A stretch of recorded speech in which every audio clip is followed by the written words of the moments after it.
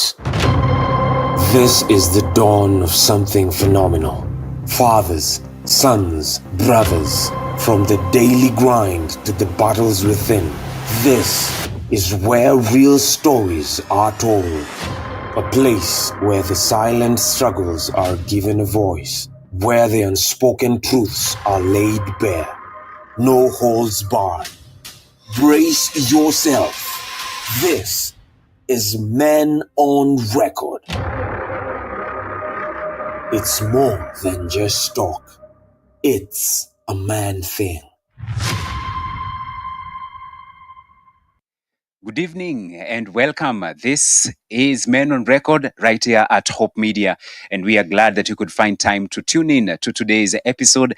And we are glad we are back. Should we say we are back home?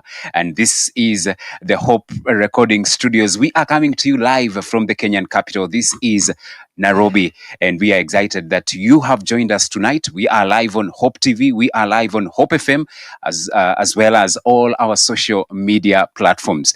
Engage with us. All men are appreciated. All men are welcomed to be part of this amazing show, amazing conversation that we will be having right here, right now, in the next few minutes, actually. And so to all the men out there, young and old, karibuni sana from wherever you are tuned in from. If you are watching us, if you are listening to us on Hope FM, if you are listening and watching us on our social media platforms, we do not take you for granted. Thank you so very much, even for your continued support. It's Friday, and so the show comes each and every Friday, 7 p.m. to 8 p.m. And I know as we continue to challenge one another, rebuke in love one another, and inspire one another, we will become the men that God has called us to be in the different spheres and spaces that He has placed us in. And so, karibu sana to the show. Take part as well. We love to hear from you, where you are tuned in from and where you are listening to us from. 20933, that is the text line, and also on WhatsApp if you are listening to us on FM 0717 400 555. If you are watching us on Hope TV 0708 222 323. Hope TV Kenya across all the social media platforms. Hope FM Live across all the social media platforms in as far as radio is concerned. My name is Gichuru. Looking forward to yet another amazing, enlightening episode. And I'm not alone in studio.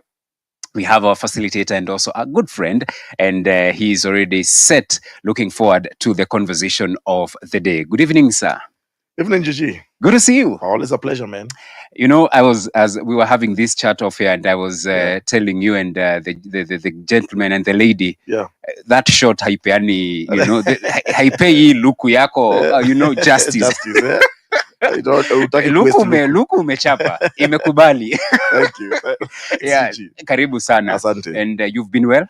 Very good. Yeah. Busy week, but awesome. I'm doing great. Awesome. Grace, yeah. Looking forward to yet another amazing episode right here on Hope Media. Yeah. But before then, of course, everyone has been talking about this, and the funny thing was that a majority of those who were taking part were actually men. Yes. And unfortunately, some little girls, young girls, were involved. How did you see all that, you know, as it unraveled? Honestly, I mean, it's shameful. It's wrong. How do you tear gas a bunch of girls? Yeah. I mean, this is creative arts. Mm-hmm. And I think in this country, we have freedom of expression and freedom of speech. And people will use all kinds of creative arts, you know, for them to give their stories. Yes. I really don't think we should really be so concerned about that. Let people speak. Because, see, one of the things about, if you know anything about art, a lot of times art is a reflection of society. Very people true. Normally create stuff, create stories, dramas, even music, you know, based on what is going on around them, their perception, what they are feeling, you know. So I actually thought it was very sad that they actually ended up tear gassing, you know, people, you know, so that people can't attend this thing and what have you. And it was also quite unfortunate to hear, you know, some of our leaders almost supporting that, almost saying, oh, we should not politicize these children. These kids, let me tell you something. I mean, I have a teenager in the house. Yes. You don't need to politicize them. You don't, by the way, you don't. These young people can see what is going on. Yep. They're not blind to it. They're not. They're in this nation as well. In this nation. Yes. And I think they should also be given their own voice. Yeah. Let them express themselves. I mean, honestly, I don't think anybody should feel threatened by a play. Imagine. And you see, actually, for me, even listening and watching all these unravel yesterday, was that they gave this play more publicity that maybe it even deserved. Exactly. Because now everyone is like, we need to see. Even me, I want to see it. Yeah. We now need to see why is the government being threatened by this play. So let people do their thing, man. Let them enjoy themselves. And you see what they say. Whoever much is given, much is expected. And so just allow these things to thrive. Laugh it off. And I think it's important for us to protect our children. So I think children young people should always be protected against some of these onslaughts.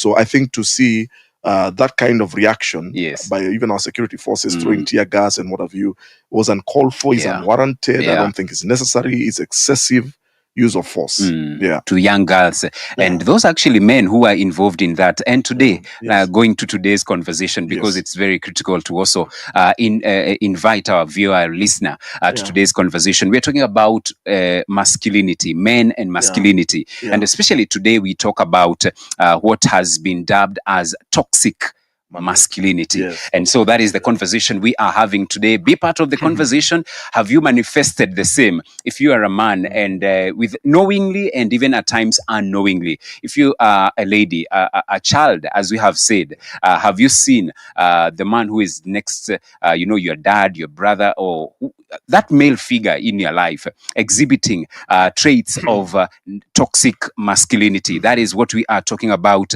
What is toxic masculinity?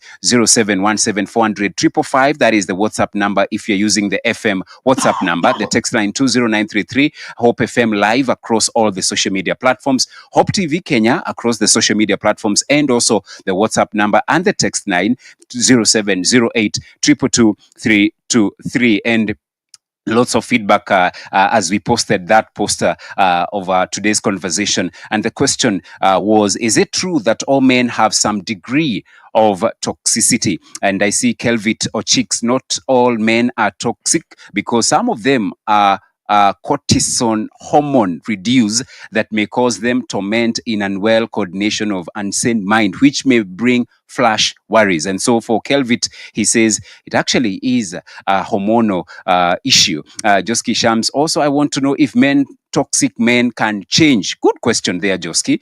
Rosaline Wabire, not all, but most, I think they have kind of toxicity. Tony Kiprotich Kibor, not all, but some. Nyongesa Anthony, this statement is bad in as far as saying toxic men. Thank you. Stephen Getonga says it depends on how women understand men and what women call toxic. In every relationship, issues will arise. If the people or the woman or the man does not look for solution, it's very easy one to call the other toxic. Others say it depends. And so that is the conversation in as far as is it true that all men have some degree of toxicity? When we talk of toxic masculinity, what really are we talking about? Toxic masculinity, I think, is masculinity gone wrong. Masculinity gone rogue. Masculinity that is out of control. Masculinity that is no longer positive, but now is really negative. It is masculinity that distracts and destroys. It is masculinity that hurts other people. See, male masculinity is supposed to be a gift to this world.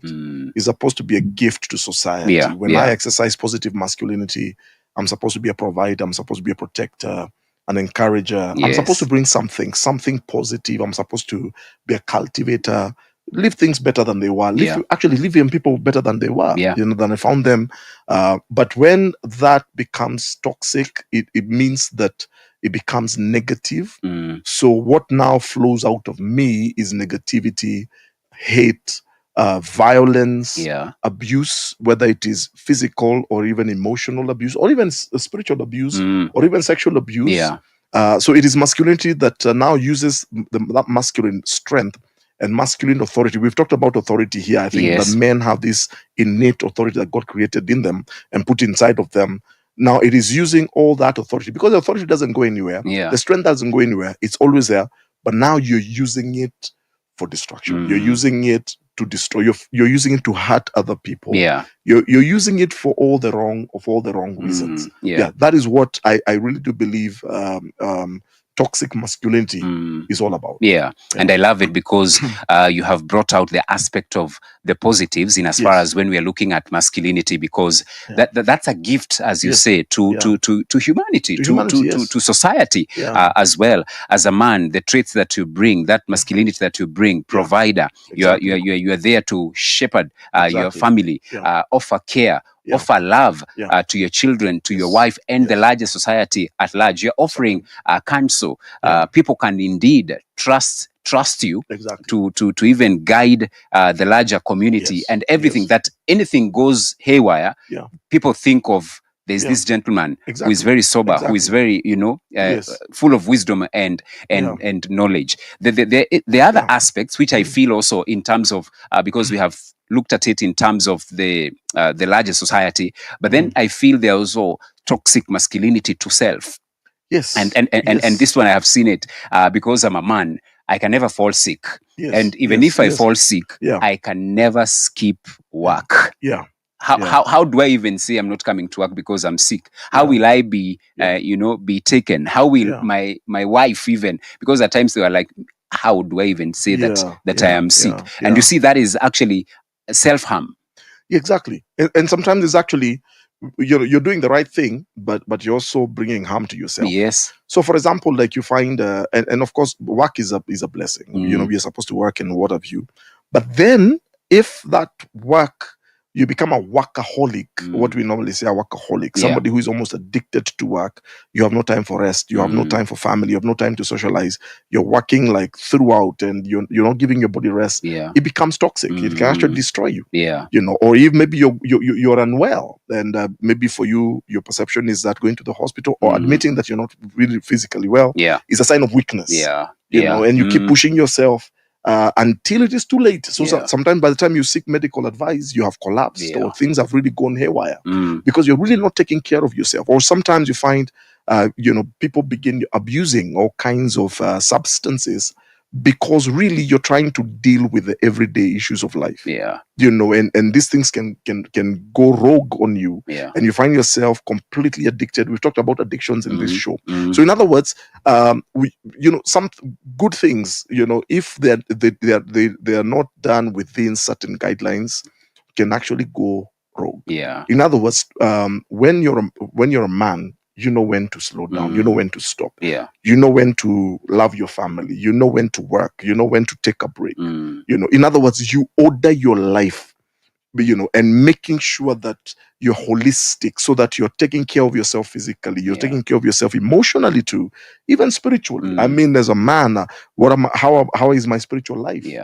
How is my walk with the Lord? Do I have a relationship with God? Emotionally, how am I doing? That is how you nurture that positive masculinity. And when you nurture it that way, you take care of it that way, it becomes a blessing to you. And to those around you. And we have said this in this very show, in as far as that you may not have picked where you were born, but now in terms of the family and the children that you want now to have, now that is up to you. The reason I'm raising that issue is we have also seen it even in school, and it starts at a very young age. And this is whereby you hear parents or even siblings, or even the teachers, knowingly or unknowingly, they tell a boy, why are you crying? Because the other aspect, which I feel is toxic masculinity, is that men should not show emotions. Exactly. You remember the conversation we had? We have talked about men and emotions and all. And we have been raised, we have been brought up with this notion that as a man, I should not in any way show emotions, both positive and negative.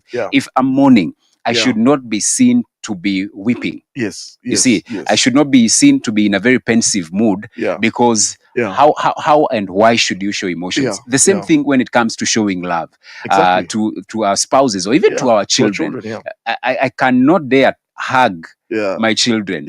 And these boys, especially now, talking about the boy child, when they see this and they hear this, they grow now knowing that as a boy now growing into a man, I should not show emotions. I should hide what I am going through and what I am feeling. And maybe that is why we have reached this level where, and we keep complaining, everyone where you listen to these conversations, men don't share, men don't talk. Exactly. And this is because we have been brought up believing that your problems are just your problems. Exactly. And so you should not be shared. How then do we, because as we keep saying, it's a cycle, a vicious cycle. That's true. So how especially for the viewer who is watching us, for this man who is watching us, they already have a family, or they are planning to get a family. How do they now start, should I say, to demystify some of these things in as far as masculinity is concerned? Like we talked about things like emotion. We say that whatever we go through, every issue that we go through, there's an appropriate emotional response, isn't it?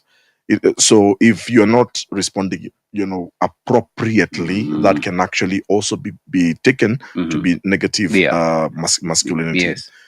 And I really do believe that I think it is important for men, for us, to a lot of times to interrogate some of the beliefs that we have, to do an audit of our own lives. Are there things, because sometimes nobody can do it for you, really. No. It is you who has to sit down and ask yourself, when I do this, maybe to my spouse, to my family, I see their reaction. I see my wife gets hurt. I see my child gets angry or hurt. I have to do and be honest with myself. I have to interrogate when I do. Why do I do this? Why do I react the way that I react? Because when I react in this way, it hurts people. Yes, all of us, grew up within a certain context. And some contexts were probably not very good. Some things were passed on to us that were probably not very good. That were, men should not show emotion and what have you, and all those kind of things. But then we have to have, and that's why we have this conversation, Gigi. I mean, we have to keep having this conversation.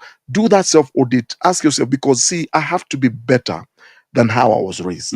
I owe it to myself. I owe it to the next generation, to my loved ones, to be a better man than probably the way that I was raised, or probably better than it was modeled for me. Not everybody has a good model, had a good model when they were growing up. And those who had a good model, we thank God, but not everybody had that good model.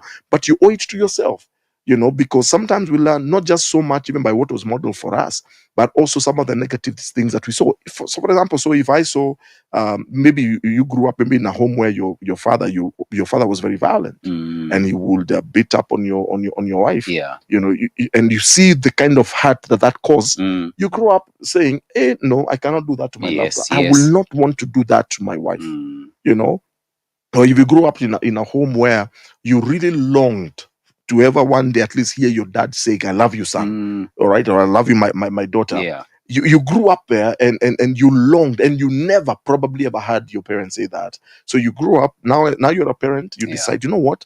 I don't want to subject my children to what I was subjected to. So I'm going to love my children. I'm going to verbalize it. I'm going to tell them, listen, I love you. I'm going to, I'll be there for them. All right. Maybe you grew up in a home where there was alcohol, and maybe your dad was an alcoholic, or even maybe your mom was an alcoholic, whatever the case may be. So you grow up, and thank God now you're all grown up. Now you can make your own choices, and you decide, you know what? I grew up in this kind of environment. I am not going to perpetuate the same. I'm not going to raise children in this kind of environment. So if anything, I'm never going to touch alcohol. I'm not going to do this thing. So it's really, and I think that's what men really ought to do. You look back, and then you ask yourself, what kind of man do I really want to be? What kind of father do I want to be? I have to keep asking that because I have a child. What kind of dad do I want to be? Do I want to raise a child who is bitter, who is angry at me because I was never there when they needed me, or maybe I treated them in a certain way? I was emotionally disconnected from them. I don't want my child to grow up that way. Or what kind of husband do I want to be? So in other words, for men, that introspection, that audit, that interrogating yourself about some of those beliefs, and it is important for you to actually be able to do that. And then, of course, also as you also interact with other men, other positive role models, I think that's how we actually grow out of some of these things. Yeah. I was listening to some gentleman, and then I was shocked actually, because for him, he was like, as a man, he was trying to say that you need to row. And when you row, it means it's a sign of authority, and you're reminding everyone in that house that you are the man. And so he was like, at some point you need to break some glasses. And then I was like, really? Are you the one who's supposed to bring trouble in that family? Or are you the one who is supposed to create and nurture an environment of joy, an environment of peace?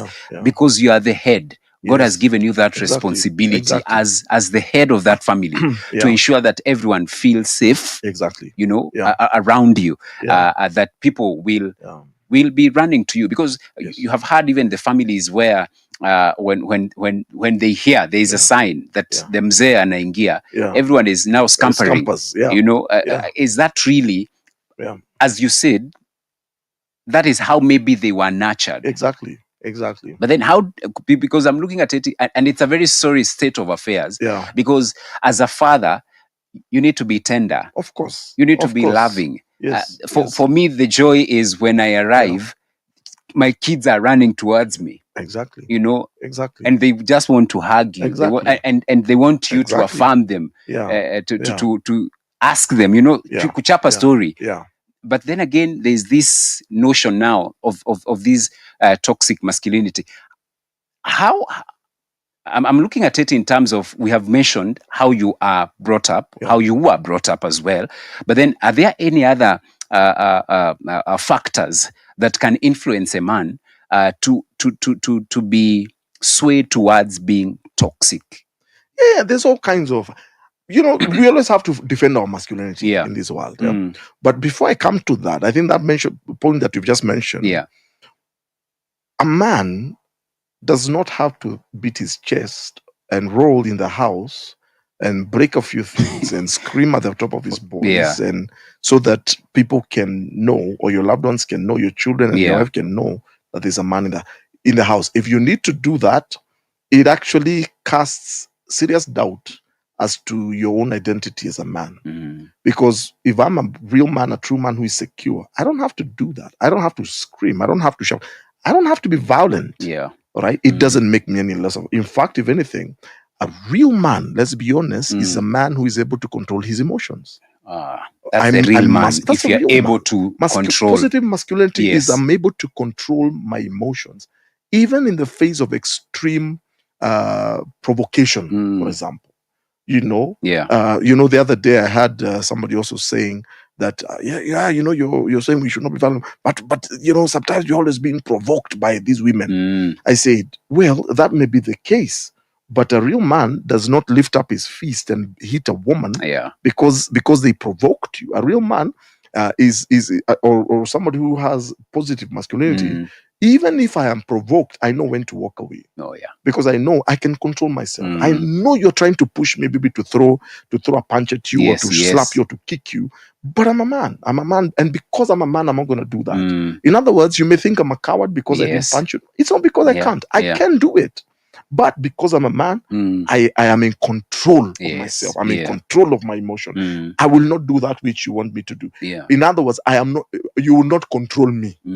By maybe provoking me or trying to push me against the wall and what have you. So in other words, all I'm just saying is that. So if I have to come home and do that kind of crazy stuff, shout and blah blah blah, everybody has to scamper for safety. That is negative masculinity. Because again, what you're doing, you're modeling to your children that's how a man looks like. A man is this mean kind of a human being who, when he walks around or he enters any atmosphere, he brings fear and terror, and everybody has to aggressiveness, because that is the men have now been associated with that aggression and negative aggression. That's not manhood, man. I don't believe that's manhood. And I like what you said. When if I'm a father, when I get home, in fact, I remember, because I had a great father. When my dad came home, we all settled down. Our hearts settled down because dad is here. That's how it's supposed to be. Dad has come home, and everybody felt, wow, now we can breathe easy. Now we feel safe. the man of the house is here, dad is around, and you actually feel, people feel secure, people feel safe because dad is coming. It should not be the opposite. Yeah. All right.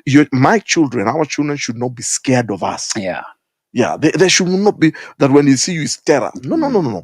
Your child, in fact, if the day you come home and your little ones are not running to hug you, you have to ask yourself, what is going on here? Yeah. All right. When you notice that they're keeping the distance physically, you have to ask yourself, okay, what's up? What is happening here? And sometimes chances they may be they're scared. Something is scaring them. Yeah. All right. Maybe the way you react, or maybe the way you're distant, and so you have to ask yourself, and because it should be the other way around. Yeah. That when I show up, my family is happy. Is happy to see me. Yeah. That is positive masculinity. And here's the thing: positive masculinity is powerful. Yeah. That's where a man's authority lies. Right. And thank you. Keep interacting with us. A lot of stuff coming out of this conversation. Because we have a few minutes before we take our first break, someone is asking, who determines whether I am toxic? Is it the men in our circles? Could it be that it is all situational? I don't understand that question. I don't think it's a matter of who determines. If you're or environment or circumstances. If you're toxic, you're toxic. Let's not split hairs here. I mean, honestly, it's not a matter of who determines whether you're toxic. Because if you are toxic, even if I don't determine or somebody else doesn't determine, you know yourself. You know that you're toxic. Even you, one of these characteristics, I think, define you. You know yourself. All right. And then number two, I don't think when we're talking about toxicity here, we're not talking about maybe moments of failure or maybe difficult moments, maybe when you reacted in a way you shouldn't have reacted. There are those times that we do that because we are weak and sometimes you're caught off guard, for example. That is, we don't judge people according to just one failure or one action. That's not what we're saying here. But we're saying there's a consistency about you. You know, that there's a certain way you do things. You have been everybody knows you to be this kind of a person. You are angry, you are rough, you are violent, and you make people feel a certain way over a certain period of time. Wherever you go, you leave a mess. That's what we're talking about. All right. So I would just say that it's not situational. It's a choice that a man makes. It's a choice. It's a choice that we all make. And I love a comment here. In the mountain, a singer had a secular song saying, men are tamed animals. At 40s, I agree.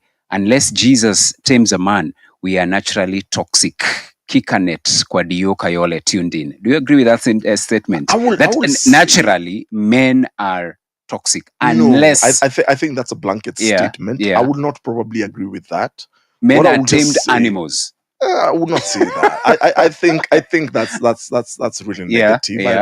I wouldn't want to look at myself as a tamed animal. First and foremost, I'm not an animal.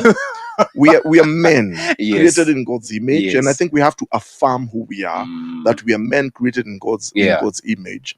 Yes, there are all kinds of forces. There are all kinds of traps. There are all kinds of pressures that will want to make me negative and toxic and whatever. Those things are there. The temptations will always be there. And yes, sometimes, let's also be honest, sometimes because of the weakness of the human nature, we sometimes can actually make that our default. All right? It can actually be your default, because if you have not trained yourself as a man to react in certain ways concerning around certain situations, it can actually become your default. All right? But I think it's important for us to look at ourselves as redeemed human beings. And I think that's more powerful at the end of the day. You know, so that at the end of the day, to know that we can be men who are positive, we can be men who can actually make a positive difference in this world. All right? We are not perfect. No. Gigi. That's not what I'm saying. No. But a man keeps striving to be better than I was yesterday. This situation, I messed up. I made some foolish decisions or some decisions that were not good. But I don't stay there.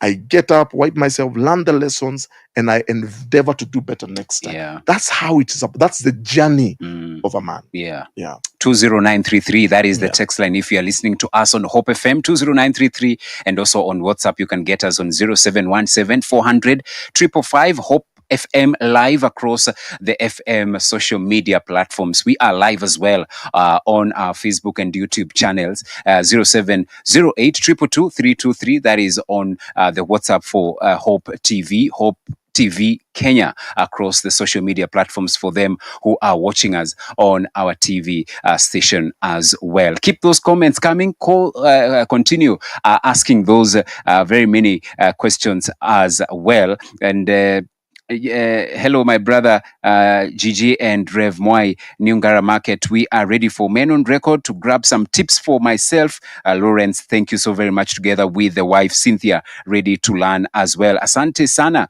Hi Gigi, how I wish every man could listen to that conversation, because that masculinity has really broken many relationships in the name of being a man. And that is what we are trying to address, so that we can become, and we will become, better men, as God has purposed us to be. Not to be toxic, not to be, negative and negative aggression and all. No, we want to be a people who are transformed and redeemed of the blood of Jesus Christ. We are taking our first break, and then we come back. We continue with this conversation. See you in a short while.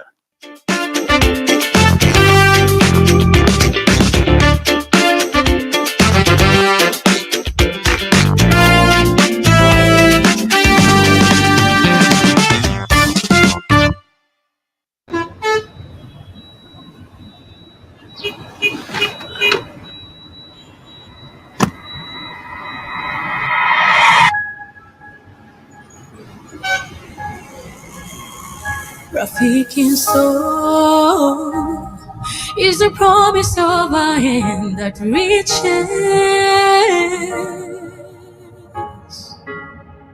and goes beyond what angaza tumaini kote.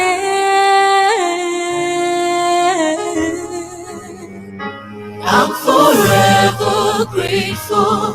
Ninashukuru ukarimu, ukarimu. I'm forever grateful. Ninashukuru ukarimu, ukarimu.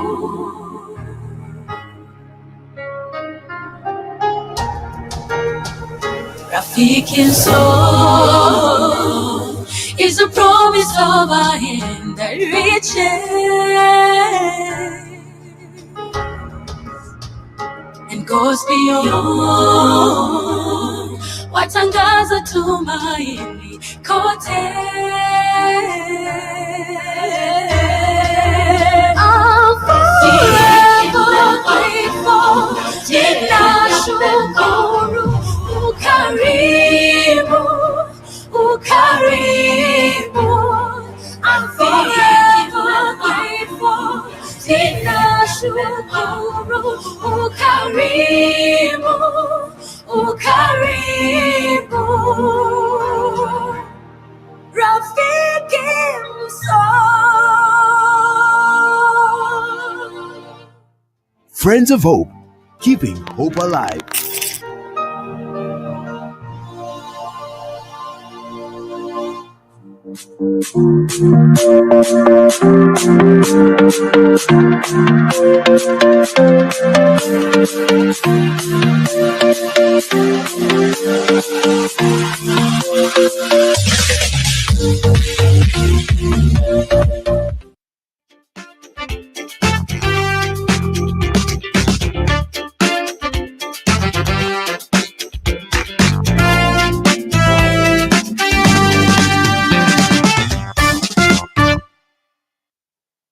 This is Men on Record right here at Hope Media, Hope FM, Hope TV, and across all our social media platforms. Today we are talking about masculinity, men and masculinity, and especially we talk about toxic masculinity, whereby as a man you are told this is how a man, a real man actually, should behave, should carry themselves, should, should show emotions or the lack of it as well. That is what we are talking about. And in studio, we have Rev Mwai. And Rev, welcome back. We have Charles here. We can come back with his comment. And he says, thank you for this elaborate discussion. As for me, there must be a temperament of bold and controlled emotions, such that it can be emulated by the boys. I think what he's trying to say is that how do you show that you are bold, that you are in control, and that you are in charge?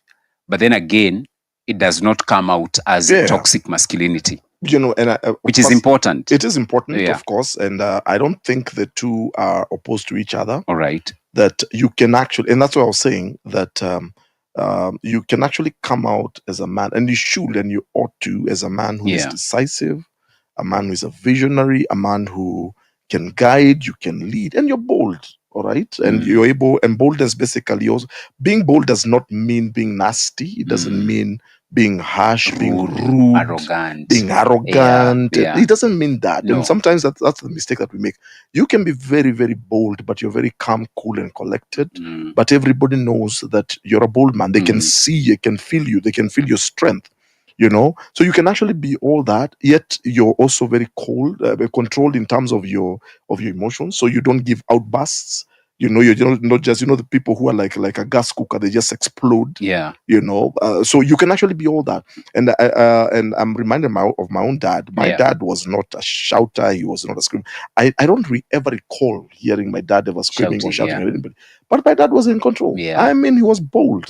When remember those days when we were growing up, when maybe you have guests in the house, and you're a little guy, you're a little boy, and you start doing other funny things there, or doing things you should not be doing in front. So because your dad doesn't want to humiliate you, he will just give you a look. Yeah, just a look. Bro, I mean, and that look is like so loud. Said a million words. Yeah. Then you knew, dude, you better stop what you're doing. Yeah. And he would actually, even that look, he would give it to you with a smile on his face. He would just look the at message you is home. But the message is home.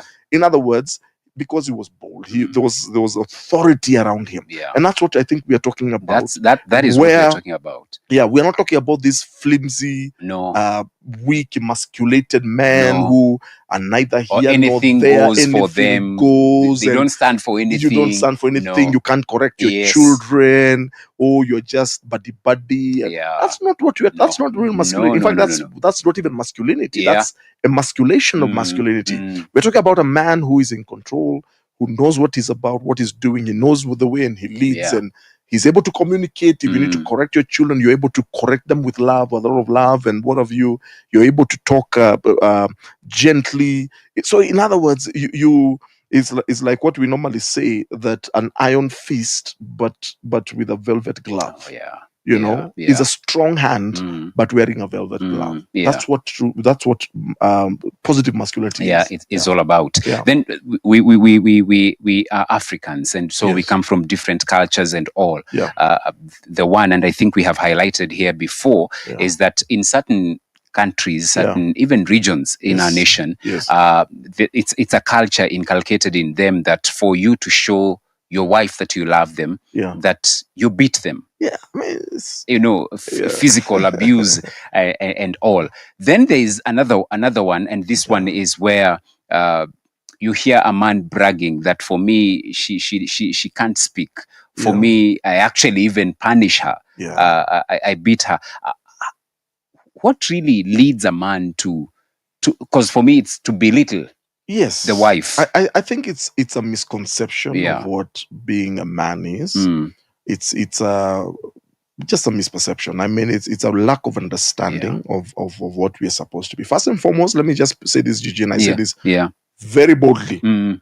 There is absolutely no excuse, no reason in the face of the earth on why a man should turn and beat his wife. Yeah.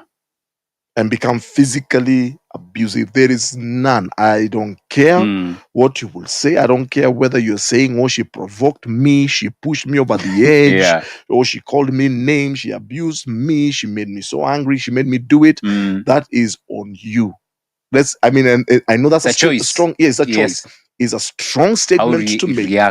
But there's no excuse, there's no reason why a man should put his hand on his wife in a violent manner. And I'm saying that also because of this GG. Just this past week, you remember there was a little girl, a university girl, who was killed. Sad and story. They said she was strangled. Yes. And the latest information we have from remember there was this commission that was put together by the president to look into the whole this whole thing about femicide. Yes. Do you know what they say? Statistically, they're saying that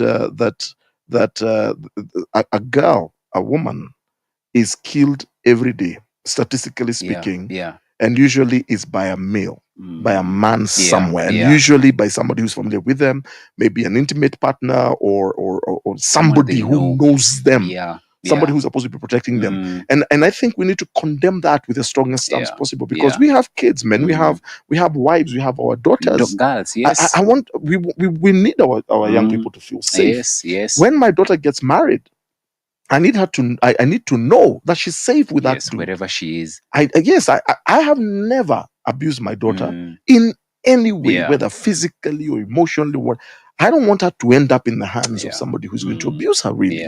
So all I'm just saying is that there's absolutely no excuse, and we try to make excuses. It is not a sign of love that you love your wife by beating her. She's an adult like you. She's not a child. She's not a kid. So those are some things that were conjured up somewhere, and honestly, they have no biblical basis. They don't make sense socially or in any way. All right. So it's not an excuse. That is a sign of toxicity. And I think if you're doing that, it's wrong. And then, but you also mentioned there are those who boast and say, well, my wife cannot tell me anything. She cannot ask me anything. I can go wherever I want and then come back whatever I want. And who she has to ask me? She has to wake up, and even if it's the wee hours of the morning, cook for open me. the door, I'm the man of the house. Yes. Gigi, let's be honest. That's not positive masculinity. When you have a wife, you are supposed to love her and respect her. All right. In a real man, true masculinity, you learn to respect those God has given to you, including your wife. It doesn't make you any less. It doesn't make you any less that now you're not the head of the home. You're still the head of the home. And what have you? You're still a husband. But you're in control of your emotions, and you say, you know what? God gave me this woman. I'm going to love her. I'm going to protect her. I'm going to respect her. So even the way I speak to her, I have to be very careful so that I speak to her with words of kindness and gentleness. That's what positive masculinity is. And how prevalent is this positive masculinity? And the reason why I'm asking that, Rev, is because I have a comment here from a lady, and she is asking, I don't want to mention her name. She's asking, these men that you are describing, they sound like angels. They don't exist. Well, I'm one of them. And this is live, so she's watching. I hear you. Yeah. And so the question is, does it mean positive masculinity is rare? Let me not say that. I think that's, we normally, a lot of times, I think, judge based on our own experience. All right. So sometimes maybe I've encountered maybe a man who obviously was negative. I've encountered maybe a few people, and maybe those have been the people maybe I've encountered in my life. And it happens, and it's a sorry state, of course, when that happens. But I can tell you this, in this world, we cannot judge based on just a few. We cannot judge. If I have maybe a bad experience, maybe with a certain lady, I cannot from that experience say that all women are bad, or they're all toxic, or me, I can't. I don't think that's fair, because there are positive men out there. There are men there who are doing their best. Right, and that's why I said I can be bold enough. I'm doing that myself. I know. It doesn't mean you're perfect. Yes, and that is what actually you say that. And we are not saying that we are perfect. It's not that we are perfect. Nobody is. It's every day. Yes. And an endeavor. It's an endeavor every day. And that's why as we sit here, we have these discussions. We're also sharpening one another, isn't it? Yes. And even as we speak, we're not saying that we are perfect. No. We're just encouraging one another. Yes. I work among men, Gigi, and I have met some great gentlemen out there who are trying their best, and honestly, they are giving their best. They are working hard to be the best spouses, to be the best fathers, and what have you. I have many of them, so I can tell you that that we have men out there who are trying, and they're doing their best. Yes, there are those who maybe are struggling with negativity and what have you. The things that we've described, they are there. That's why we're having this discussion. And unfortunately for the majority, they usually say, especially in Kenya, negativity sells. Of course. And that's why you hear all these negative stories about toxic masculinity and all. Marriages are not working, marriages are failing. It doesn't mean that we don't have marriages that are working. In fact, let me also add that and say there was a time, back in the day where I would hear, all these comments, very, very bad comments, really. Oh, men are pigs. Men are dogs. Yes. All men are the same. I will hear sometimes somebody say, oh, men are like children, Yes. or if you have 5 children, you have 6 because even that man is and I said, you have to be very careful about that kind of stuff. Yeah. Because I don't think there's anybody in this world who likes to be stereotyped. No. Nobody wants to be likened to an animal. Yeah. Nobody wants to be funny. It's not funny. It's not good. Funny. It may sound good when you're talking about that. Yeah. And maybe when you're hanging out maybe with your girlfriends or whatever and saying, oh, all men are pigs, they're dogs and stuff. It is not a good thing. I don't think it is a good thing. I don't want to be called a pig. I would shudder to hear my wife with her girlfriend saying, he's just a pig. I would actually feel very bad. And likewise, she would also feel very bad if I also say something ill of her. Yeah. So I would say, I think there still has to be that respect. Yes, we do agree there are problems in this world. Yes. We do agree that there are people who are really, really struggling, but there's always hope. But let's also agree there are also some good men out there. Like you've said, even if there are many marriages that are breaking down, there's some good marriages that are also thriving. Yes. There's some good role models out there. So let's also be fair. Yeah. An anonymous here. Why do men never help each other to rise? Imagine men from one's church and will not even purchase from another man's shop or services, to a point of moving to get handymen from other places, avoiding the ones near him, claiming kins are lazy, they will spoil jobs, etc. Practically, men are excessively competitive, hence the toxic nature. God help us. Yeah, true. I mean, I think, and maybe that's the reason as you respond to that. That's why maybe even men rarely do we share with other men what we are going through. Exactly, and I think we've talked about that before. That men can be very competitive by nature. I mean, that's the truth.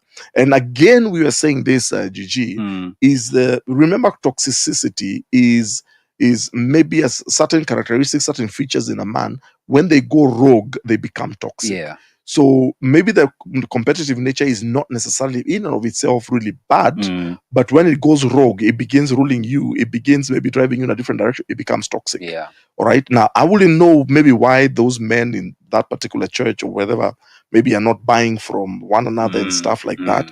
Maybe there could be some underlying issues in there. All right. Yeah. But again, is what we're also saying, Gigi, that we should not condemn every other man. Yeah. I think based on that one particular experience. Yeah, I hear you, and lots of feedback coming in as well. Keep them coming. I see. Praise the Lord. I just noted that sometimes hostile father makes children not to love marriage, and could it be the reason why we have so many families breaking? Yes. Because of the modeling. Because of that modeling. Yes. Because and by the way, I have met many young people who sometimes say, me, I will never get married. And you remember, Rev, last year? Yes. Because we keep saying a reflection, the arts and all is a reflection of society. Yeah. Last year, during the Gen Z's protest and everything, the only thing they fear is marriage and hot porridge. And marriage. Why? Because maybe the modeling of marriage is really wrong. So some of these young people are feeling, if that is what it means to be a wife, that's what it means to be. I'm not. I'm really not interested. I'm good. So a lot of times it's not because marriage is bad. No.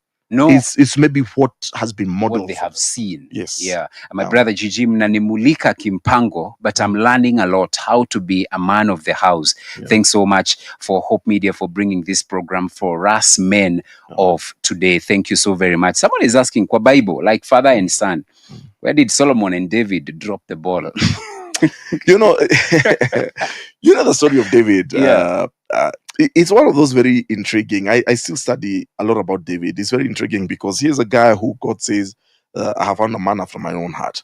But when you read that statement, that phrase, it's a beautiful phrase. I mean, I would like to hear God say, "Man, I have found me a son." Imagine.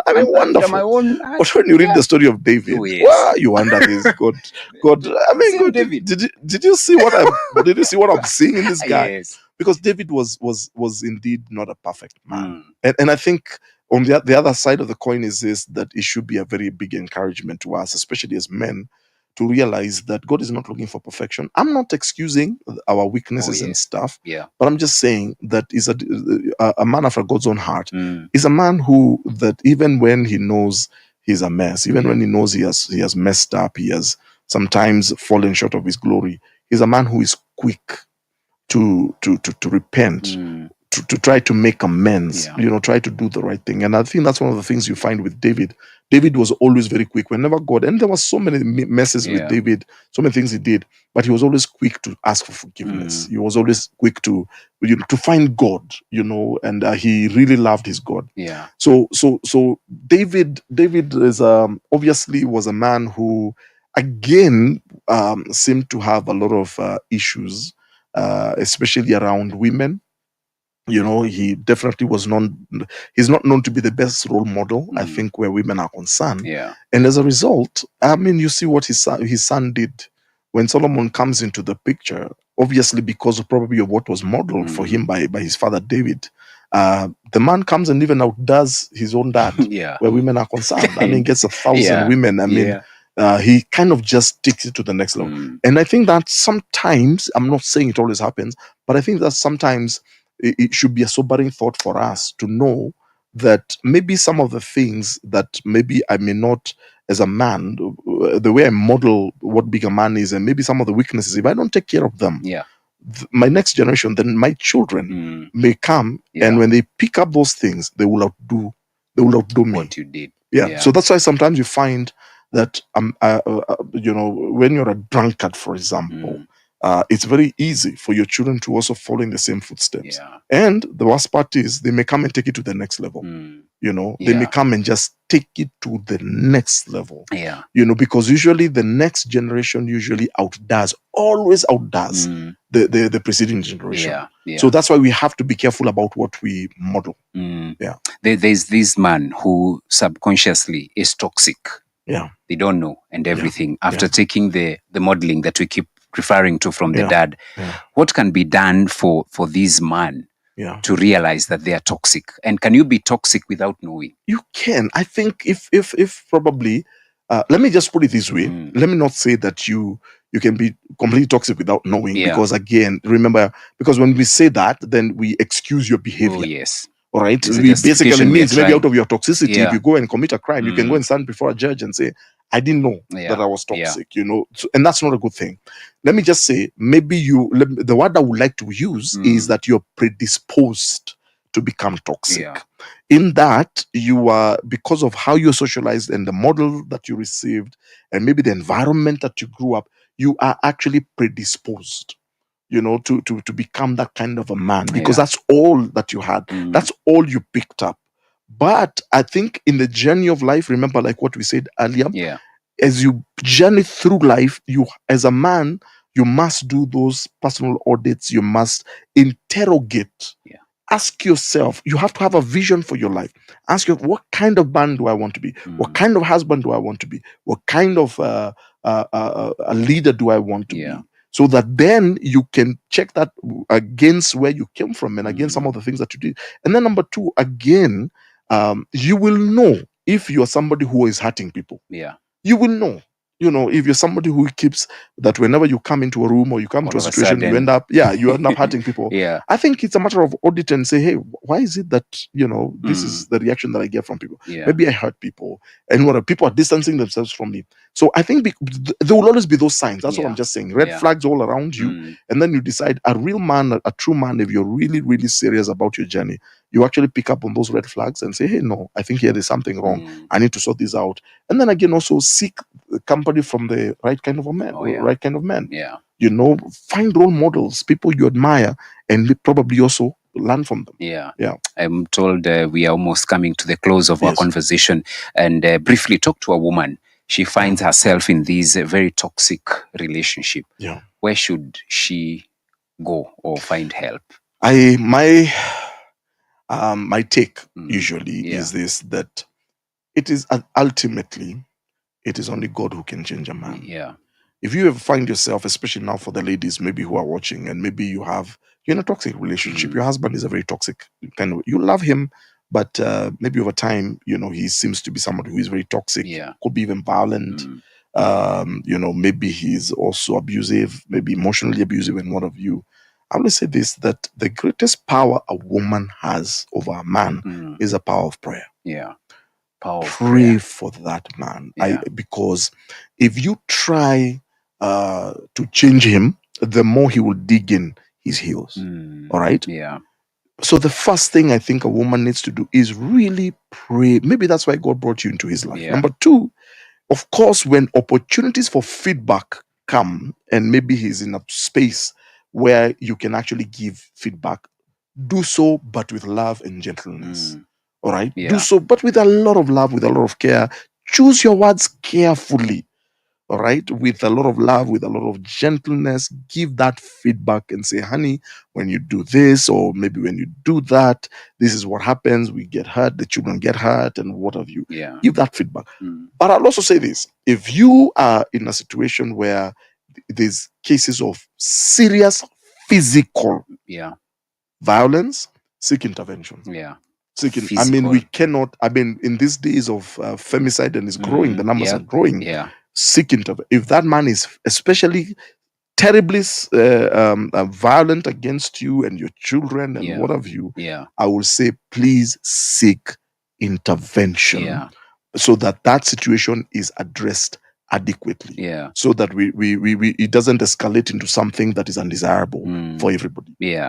I think that's what I would actually say. All right. Before you pray for those men who are watching us this evening, there's a very interesting conversation here, or rather question. Are toxic men also toxic to their male friends, or is it just towards their family? The funny thing I've come to realize, you can actually find, and this is amazing to me, you can actually find a man who is very toxic to his wife, to his children. At home, he's one thing.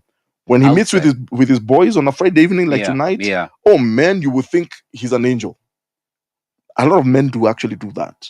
All right. So in one setting, men, the guy different, very different. But then, so even when maybe they're told, this guy does this at home, and you're like, no, that guy, that is the best man ever. Yes, he will spend money with his buddies, buy them meat, buy them alcohol. The round is on him. Go home and will never even remove a cent to maybe even buy the same meat that he bought for his buddies.